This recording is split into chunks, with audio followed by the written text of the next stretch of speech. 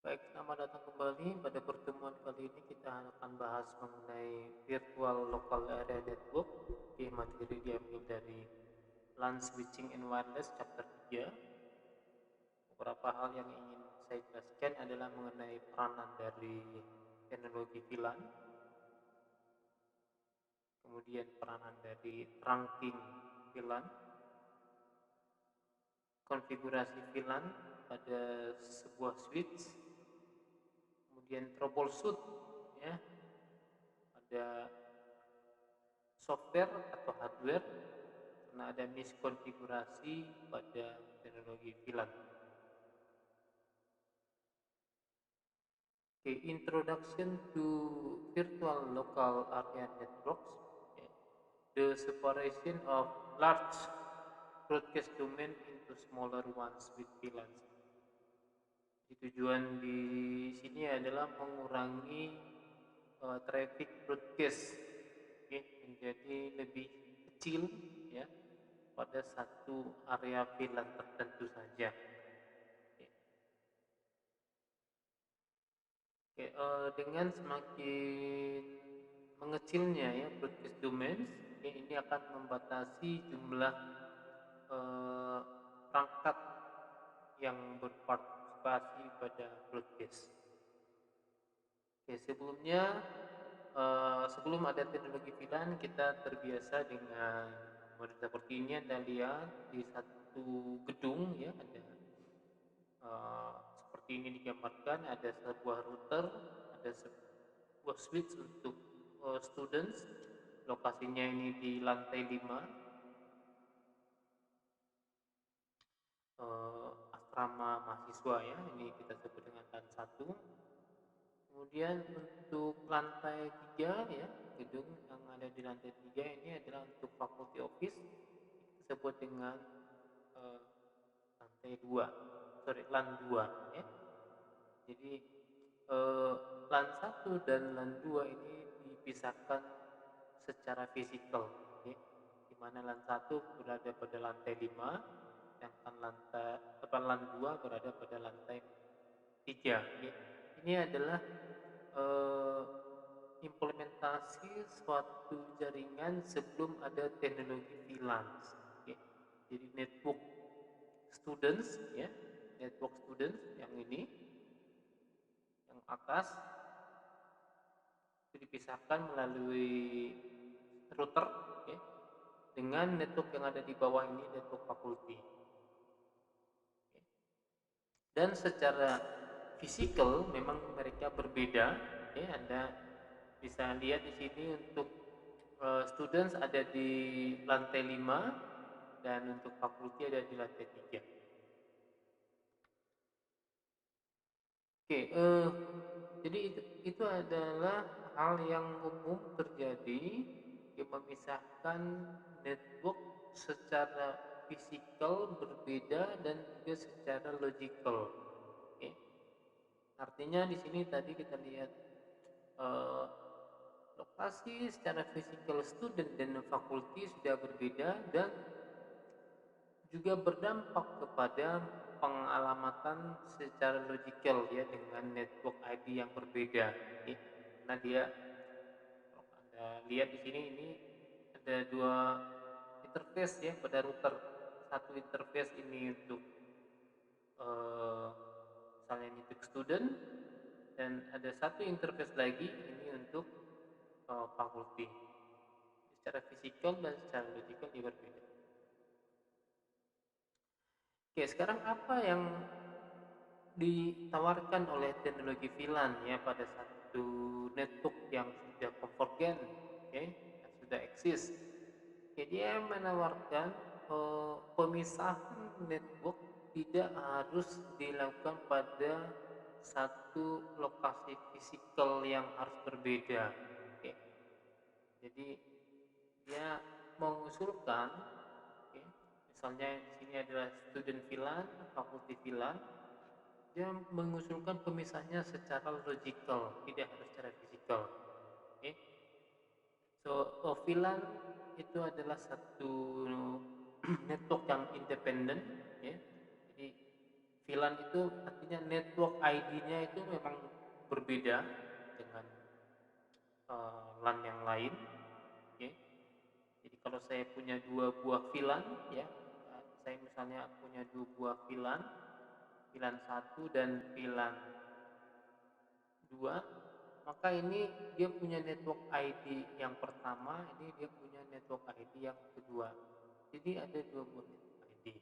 Ya. Kemudian a VLAN allows students and faculty to be separated although they the same infrastructure. Nah, di sini yang menarik. Jadi antara student dengan fakulti sekarang mereka boleh berada dalam satu area atau lokasi yang sama, oke, secara fisik. Namun secara network mereka akan dipisahkan. Okay, a VLAN can be named for user identification. So kita lihat detail dari VLAN ya. Yang pertama adalah logically separated. Okay. Jadi secara fisikal boleh bersama, tapi secara logically dia berpisah. Kemudian VLAN allow multiple IP networks and subnet to exist on the same switch network. Nah, ini yang menarik. Jadi pada sebuah switch, okay, ini boleh ada network yang pertama, kemudian ada network yang kedua, ada network yang ketiga dan seterusnya. Pada pemahaman sebelumnya kita selalu menganggap bahwa satu switch itu mesti satu network. Nah, hal demikian tidak terjadi pada VLAN karena kita memungkinkan ya mengimplementasikan beberapa network pada satu perangkat switch. Okay. Kemudian yang berikutnya adalah for computers to communicate on the same VLAN, it must have an IP address and subnet mask that is consistent for that VLAN. Jadi tentu aturannya tetap sama. Kalau satu VLAN itu dia punya satu network, okay, maka semua port yang memiliki VLAN ID tertentu ya, dia harus juga memiliki network address yang sama. Oke. Nah, bercontoh ini ada PC A, ini ada PC B. Misalnya ini IP-nya 192.168.1.1 yang B-nya. Oke. Misalnya ini adalah VLAN 10 ya, saya kasih nama VLAN 10. Nah, karena ini satu VLAN, dia harus juga punya network ID yang sama. Jadi ini misalnya supaya jelas ini slash 24, ini juga slash 24. Oke. Seperti itu, maka dia akan bisa komunikasi. Kalau berbeda ya, jadi misalnya di sini ada PC C ya, PC C IP-nya 192.168.1.3/2, tetapi dia masuk ke VLAN 20. Maka implikasinya adalah PC C dan dengan PC B tidak bisa komunikasi. Oke. Hal yang sama juga PC C dengan PC A tidak bisa komunikasi. Walaupun kalau kita lihat alamatnya berada dalam satu network ID yang sama. Oke. Kenapa tidak bisa berkomunikasi? Karena mereka berbeda VLAN. Oke. PC C dia masuk ke VLAN 20, oke. Sedangkan PC A dan B dia masuk ke VLAN 10. Jadi tetap harus konsisten kalau kita membuat sebuah virtual local area network, okay, network ID-nya harus tetap jelas, okay. Karena hanya akan bisa berkomunikasi kalau berada dalam VLAN yang sama dan network ID-nya sama. Okay. Nah, kemudian yang berikutnya adalah the switch has to be configured with the VLAN and its port in the VLAN must be assigned. Nah, pada saat kita ingin membuat VLAN, kita harus mengimplementasikan port pada VLAN. Okay. Jadi masing-masing port ini harus di-assign VLAN-nya. Okay. Kemudian switch port with a singular VLAN configure on it is called access port. Okay. Jadi pada switch nanti ada access port yang memungkinkan user bisa terhubung ya pada satu VLAN. Kemudian devices on two separate networks and subnet must communicate via router. Jadi kalau misalnya tadi di switch ini ada beberapa VLAN, maka komunikasi antara VLAN itu harus melewati router. Jadi komunikasi antara VLAN, jadi misalnya tadi di sini kita punya switch, ini ada VLAN 10, kemudian ini VLAN 20. Dia berada atau menempel pada switch yang sama. Nah, tetap ya mereka tidak bisa langsung komunikasi karena ini networknya berbeda. Networknya berbeda. Mereka hanya akan bisa berkomunikasi itu lewat router. Mereka hanya akan bisa berkomunikasi lewat router. Jadi harus bisa dibedakan VLAN 20 dan VLAN 10 ini network ID berbeda. Sehingga kalau mereka ingin komunikasi harus via router atau lewat switch layer 3. Oke, tadi sudah kita lihat mengenai teknologi VLAN ya secara detail. Nah, ini saya akan jelaskan secara ringkas ya karena keterbatasan waktu untuk membuat video ini. Jadi modelnya nanti seperti ini Anda lihat. Pada switch 2 di sini akan ada 30, 30, 30. Oke, jadi ini adalah VLAN 30. Satu VLAN itu satu subnet. Oke. Dan pada switch nanti kita konfigurasi VLAN, maka berikutnya adalah kita konfigurasi port ya pada VLAN tersebut. Satu PC itu satu IP address. Oke, ini adalah beberapa benefit dari VLAN nanti. Anda bisa lihat security-nya, cost reduction-nya, higher performance-nya, broadcast storm mitigation, improve IT efficiency, simple project or application management. Saya kira ini cukup jelas ya dari penjelasan pada slide. Baik, ini adalah VLAN ID range dari 1 sampai 1005 ini normal, kemudian nanti dari 1002 sampai 1005 ini reserve ya untuk token ring dan FPGA. Kemudian extended-nya ada 1006 sampai 4094 ya. Nah, tentunya nanti ini juga dipengaruhi oleh jenis switch yang kita pakai. Kemudian beberapa tipe dari VLAN, ada yang disebut dengan data VLAN. Ini artinya VLAN dikonfigurasi untuk membawa hanya traffic data yang dihasilkan. Kemudian ada yang disebut dengan default VLAN. Secara default semua port itu akan menjadi member default VLAN yang pertama kali dipakai. Dan pada switch Cisco, semua port pada switch itu masuk ke VLAN IP 1.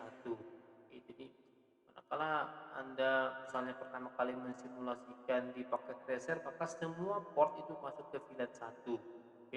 Selanjutnya baru kita bisa konfigurasi, bisa kita ubah-ubah. Kita bagi menjadi beberapa VLAN, kemudian kita assign port pada VLAN. Ini tipe VLAN.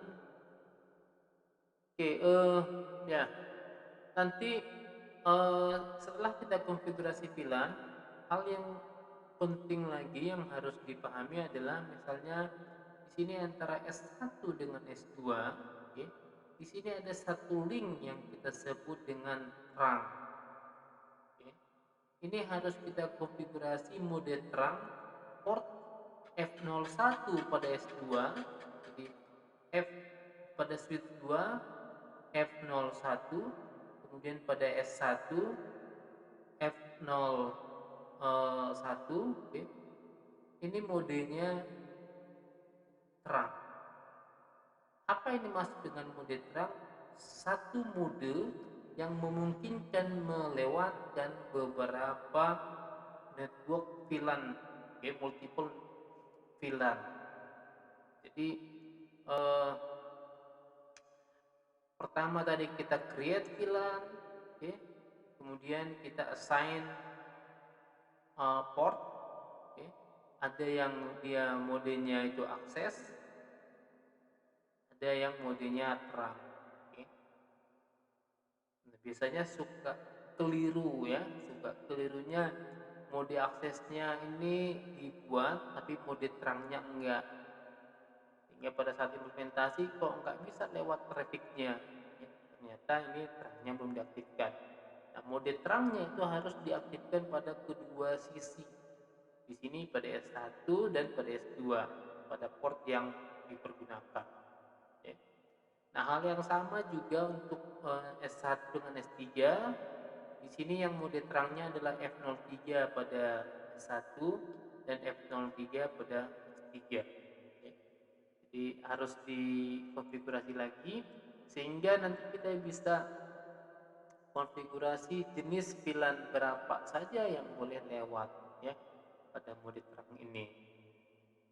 Oke, sedangkan port yang lain ya, misalnya ini S2 untuk port F018 dan F06 ini kita set sebagai port mode akses ya, sehingga PC2 dan PC3 boleh terhubung.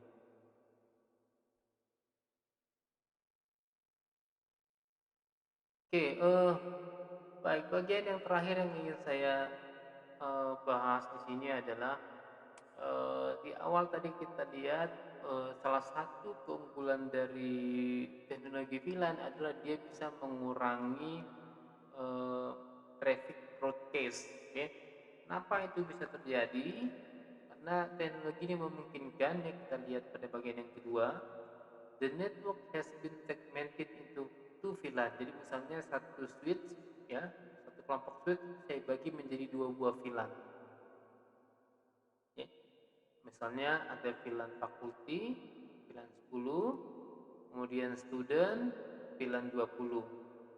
So when the broadcast frame is sent from the faculty computer, which is satu to switch 2, the switch forward that broadcast frame only to the switch ports configured to support VLAN 10. Ya. Jadi inilah yang mengakibatkan traffic broadcastnya berkurang. Oke.